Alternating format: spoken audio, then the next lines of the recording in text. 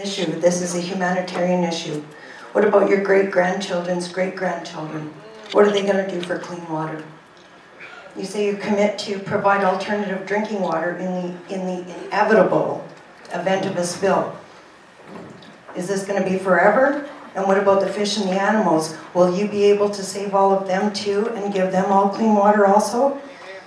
And you say you're going to compensate for the permanent loss of woodland caribou habitat. How? How do you propose to do that? The First Nations peoples all over the north are already starving to death because of insurmountable losses they have already incurred from mines, tailings, dams, and the animals and fish are all toxic. The grocery prices are insanely outrageous. The people there are committing suicide because they can't feed their families.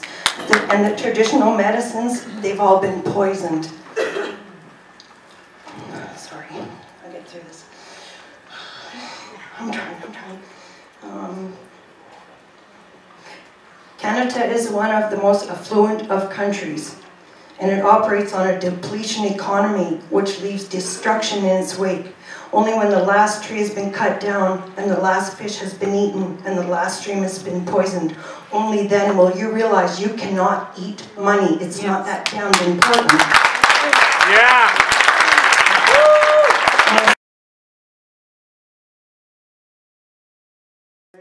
And I undertook my own study of the pipeline route last year independently because I didn't know if anyone was doing it. And I mapped the entire Ottawa River. And I identified each and every crossing of a water body and a stream. Just in that area, I came up with over 300. I don't know how TransCanada came about doing their work, but they sure as hell don't know what they're doing. Because it's quite easy. I was using modern technology. I've done this for years. I was able to do it, that exercise, just getting the data together. The other thing that I did is I specifically looked at Trout Lake. And they've only identified 2 streams, really, that are going to be affected in the Trout Lake. Not the case.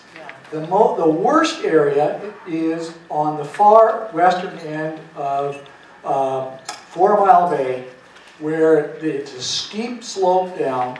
And I walked that area just before Christmas. I did my field checking, and I identified over 12 streams. Okay? Now, if that was to spill there, the slope is such that the water, or the bitumen, would go into the lake within 30 minutes. No doubt about it. And it would be far faster flowing than 4 Mile Creek because of the gradient.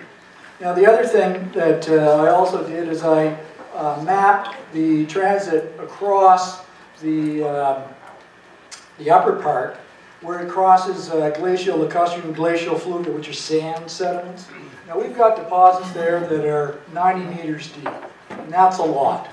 But on 4 Mile Bay, there is no sand. There's nothing.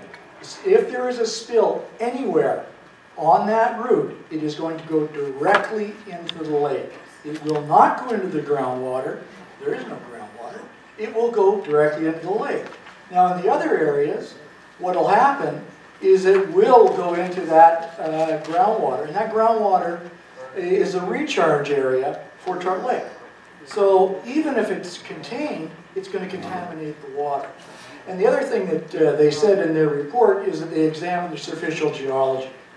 That is a joke, because I know, I'm a surficial geologist.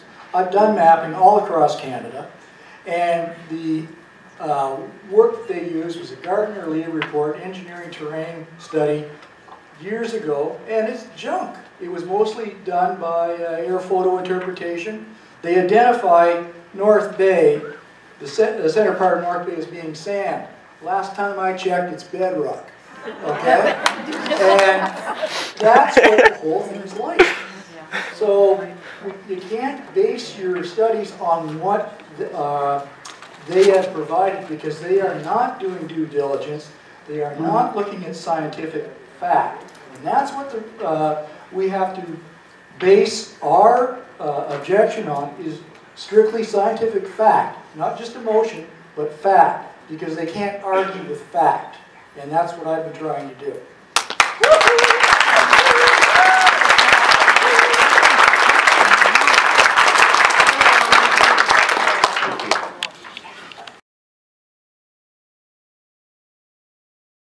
Hi, so I actually want to ask about, I think one of the three should be climate change and the fact that the Harper government actually took climate out of the definition of the environment, meaning that we're not getting a good climate test at all in the environmental review, and the OEB should step up and fix that because you can. Like, the climate science is perfectly clear that we need to stop building new fossil fuel infrastructure. The market analysis ignores the climate science that is saying that and that we need a radical transition away from fossil fuel dependence. So how is the OEB addressing the fact that approving Energy East means Canada will fail every climate target because of a single pipeline? Yes.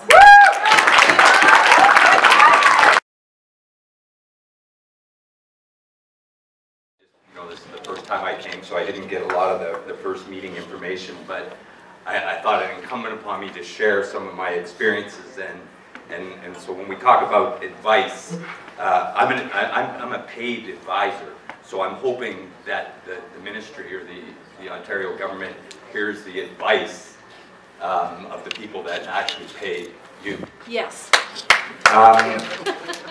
Having spent a number of years in the West and directly involved in the NEB regulatory process, as I apologize to you gentlemen here as consultants, because I know what that process looks like, and I know why it's set up this way, that you carry the burden and the brunt of the emotion that comes from the people without being adequately being able to speak directly to some of the technical, personal, and emotional impacts that this will have. So for me personally, I typically don't come out to these things, but as a First Nations person that lives in North Bay, that's from down the other side of the lake, I think that this whole process is set up in such a way, the regulatory process is set up in such a way, and I sit here and I watch and I listen to the passion and all of the concerns of all the individual people of North Bay, and that's what this process is designed to do. It's designed to take us away from the real issue here, and the process itself is rigged against you. Yes. And we have to overcome the differences and all of the, because I wrote down my three things: water, water, water. Yes. And the regulatory process, my apologies again to the consultants, but the consultants are in the middle so that those hard questions don't get asked. If you look at the document in front of you, this one, it answers it very clearly. The federal government will make the final decision whether the Energy East pipeline will proceed. Yes. Everything else in between is fillers. Yes. Consultation, as an Aboriginal person that's been involved in what is called consultation for many, many years, as important as the discussions are, consultation, this is not consultation, right? This is conflict resolution mediation.